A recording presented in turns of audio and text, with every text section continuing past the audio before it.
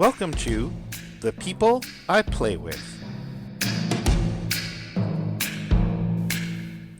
This is the show where I interview, well, the people I play with. I'm your host, Jesse Bernico. Today's guest is Jeff Jones. How you doing, Jeff? I'm good. Good to see you, Jesse. How you doing? Doing all right. So last season, I interviewed Jeff's partner Dawn about the Sorcerer game we've been playing with their son Storm and my partner Tracy, and we're here today to discuss you and your character Thunder in what was the second arc of that Sorcerer game. But before we get into that, I want to talk about you as sort of a player in general. What do you think your strong suit as a player is? What does Jeff bring to the table? Maybe enthusiasm. Feel like I can come up with some creative story points. Coming up with the kickers, I thought I was good with. It sounds like you felt you were comfortable in like committing to the game. Yeah, completely comfortable committing to it. I really enjoyed it. I played role-playing games for a long time and really liked playing this arc and the previous arc. I often also ask, is there anything you think you could improve? At some points, I felt kind of like I was stumped. What should I do? Not understanding exactly where to go, how to solve this situation. It was kind of a tough situation that I set myself up for with the kicker and trying to resolve this problem that I had with my brother, being a religious fanatic who wanted to exorcise me, was not an easy thing for me to solve. You were kind of entangled in a lot of stuff. In fact, there's so much to get in with Thunder.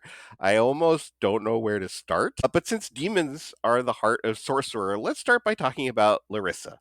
Now, Larissa was basically a set of vines that lived under your skin and that gave you these Hulk like powers. And her desire was sensual gratification, and her need was for you to sleep with different women about, once a week. Now, this led to me role playing Larissa as kind of a hedonistic lesbian energy.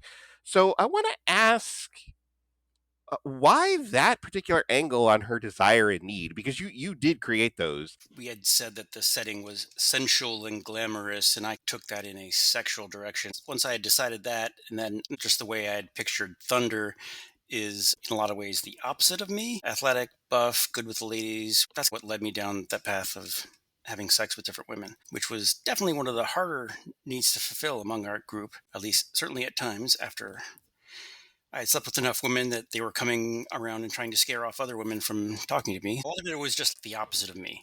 It's something I would never do.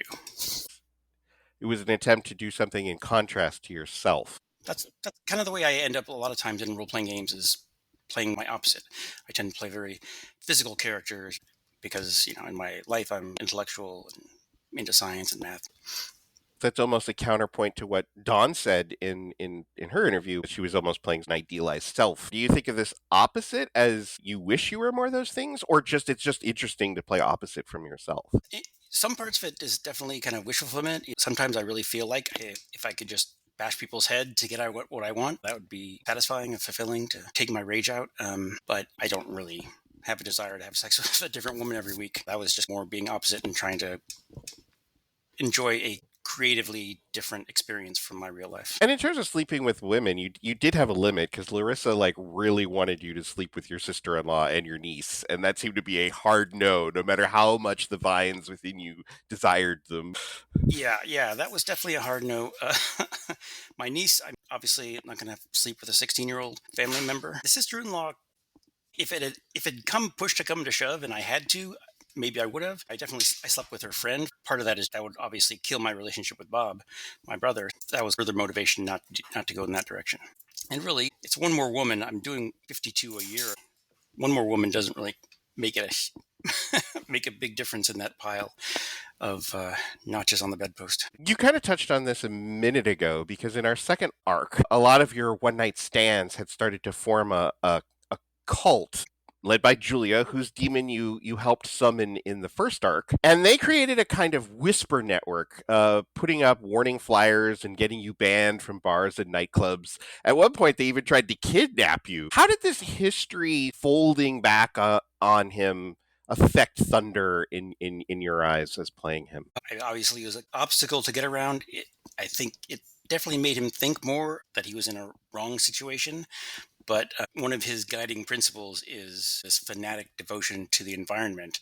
And he views having this demon inside him as this is what it takes to save the environment. I'm willing to go to these extremes in order to save the environment, even though there are so many things telling him that this is not good, that it's unacceptable socially, morally to do these things. Did it ever seriously make you question what Larissa was asking of you? Yeah, I definitely had those thoughts, but it just came back to the trees are dying.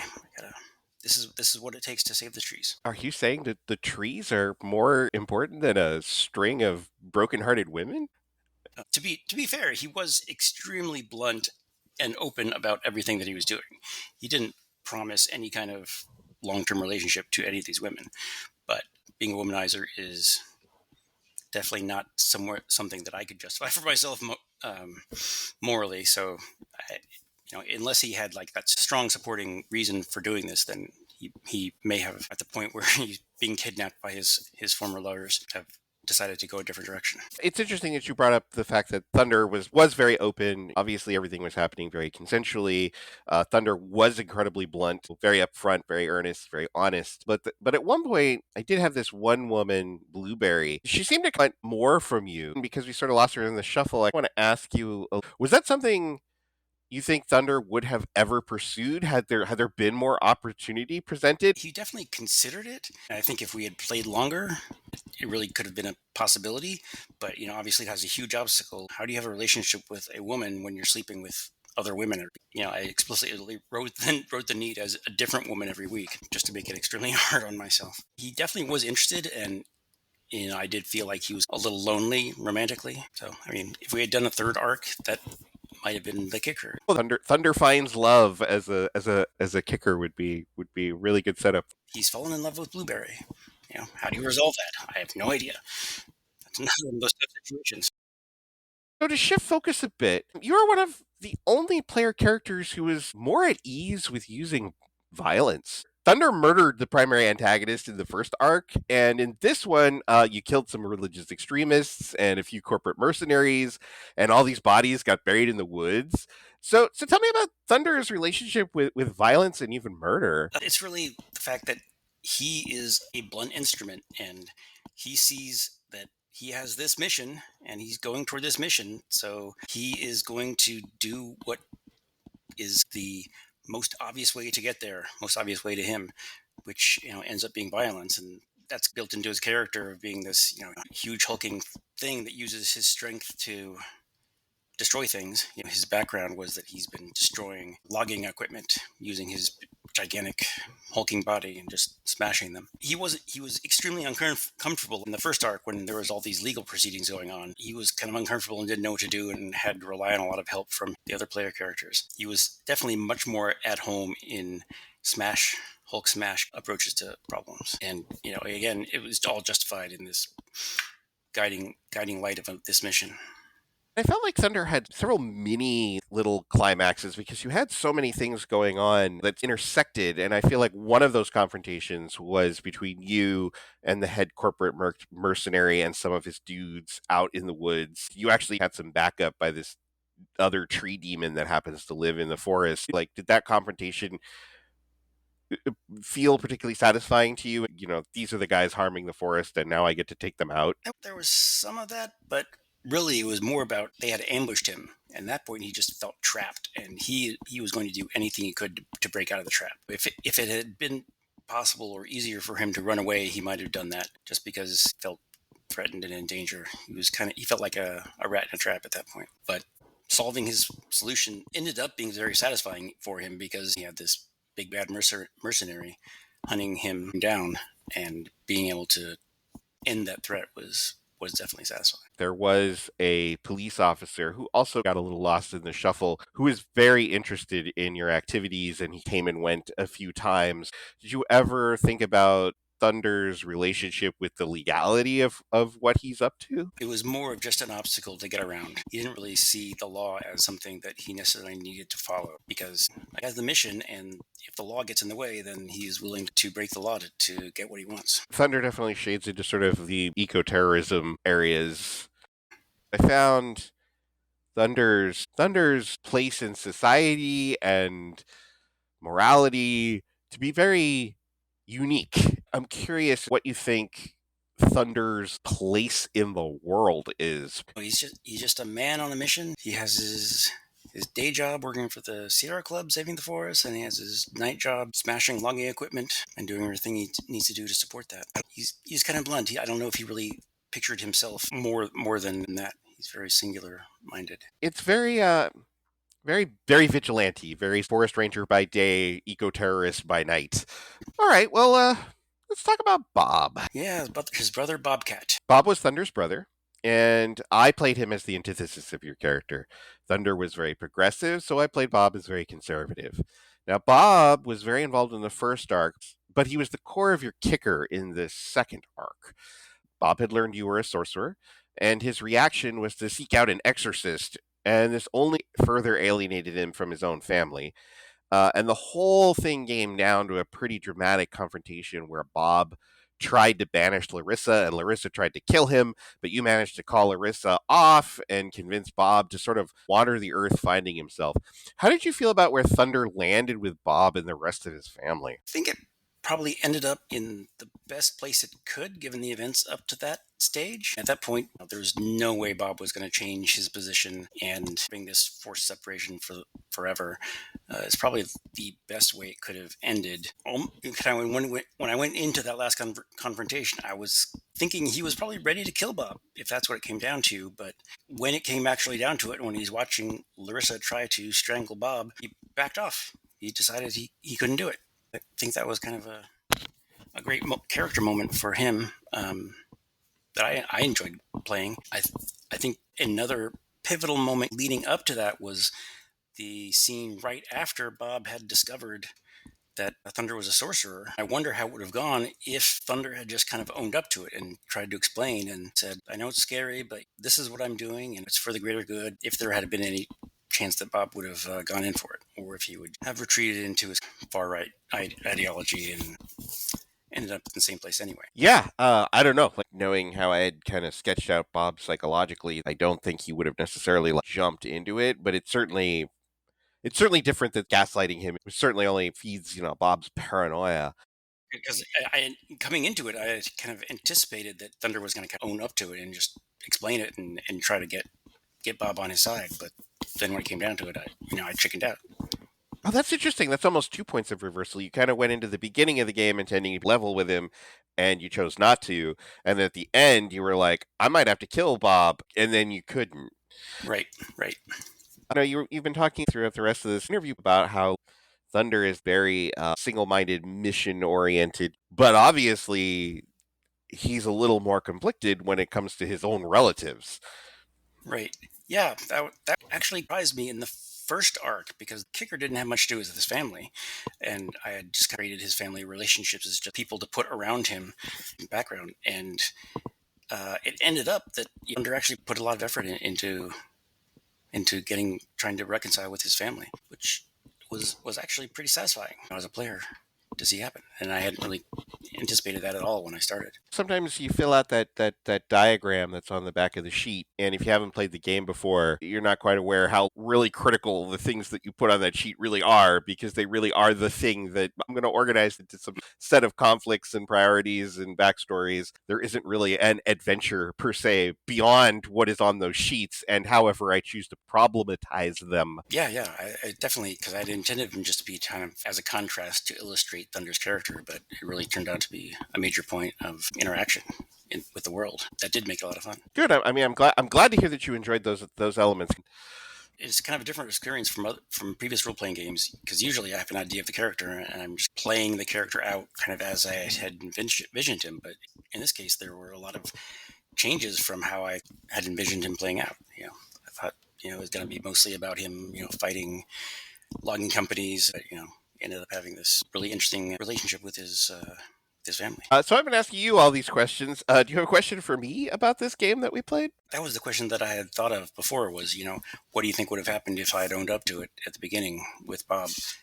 I think if you'd owned up to it, he might have been a little less run out into the desert to seek answers. Jessup, the exorcist, was definitely an invention. He didn't exist in my scenario notes until I was like, Bob has this experience he can't explain. What would Bob do? Oh, Bob would go on the internet and he would search and he would find the nearest cult leader who's going to have answers. Had you leveled with him, obviously we can't reverse the clock. We can't play through that moment. It's possible that he would have perhaps tried to more willingly get you to like repent. He might have still found the exorcist, but rather than going to the exorcist, he might have come back to you and been like, "Hey, I found this exorcist. Let's go see him. Let's go save your soul. Let's go together, you and I as brothers." Now, because that opened a dialogue, for all I know, a series of will rolls later now Bob is bought in.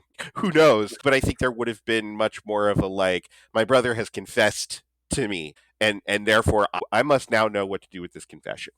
And so there might have been more of a Bob trying to save your soul directly, at least in the beginning. And then who knows where that would have gone. There's definitely points when Thunder was wondering, should I come out like to people like his family, Susan and Samantha. They called him up and said, "Hey, we're scared of Bob. We want help."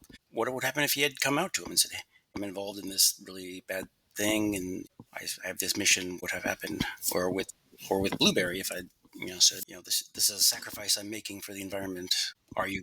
Could you buy in? Could she have bought into it? Sorcerer is a game about these kinds of choices. I even had Susan and Samantha divided on Bob. Susan, I knew, had a breaking point over her husband, and eventually she did come to you and say, "I'm done, I'm leaving him." She was trying to make it work, but I knew she had a breaking point.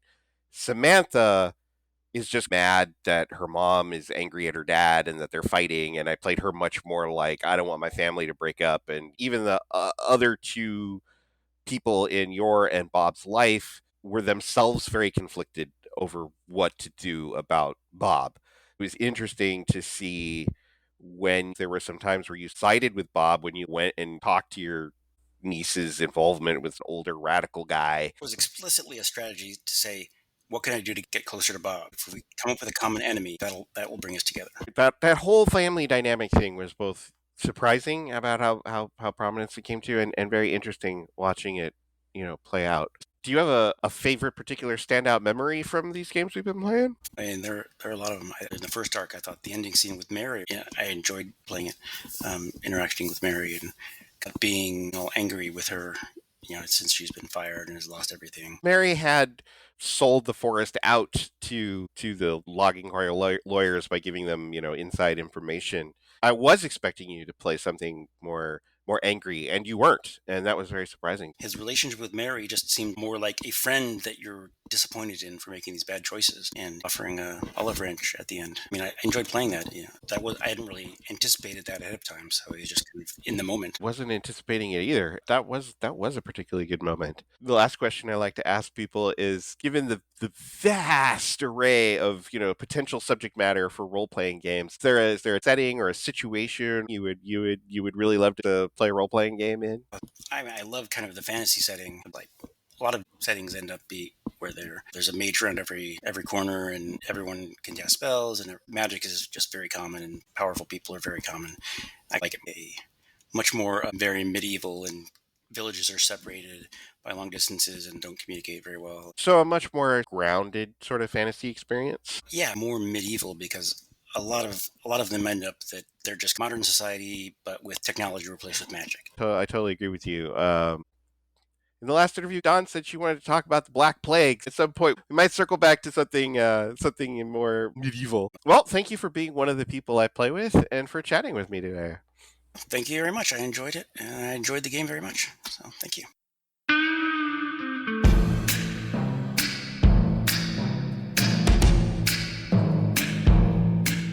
Thank you for listening to The People I Play With. Please join me in 2 weeks when I interview James Ritter about tracking a serial killer in the hour between dog and wolf.